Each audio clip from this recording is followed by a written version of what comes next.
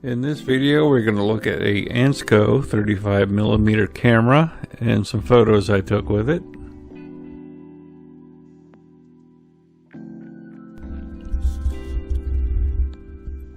Okay, usually in these videos we take a look at a camera quickly and then we check out a slideshow of photos I took with that camera. And this was a cool little kit for this plastic Ansco camera. Came with a bag, a flash, and everything on it is plastic. I'm guessing it's 1980s. With this camera I could not control any of the controls like aperture other than the sunny day, cloudy day settings you see right there.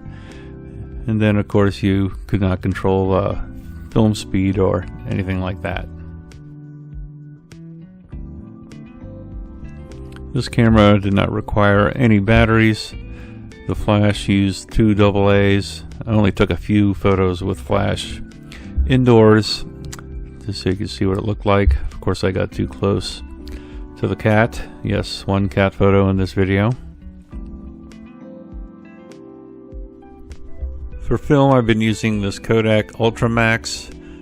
This is a 400. It's easy to get to, easy for me to purchase, so the colors have been great, the grain has been good, so kind of recommend that, especially on these little cheap cameras I've been buying.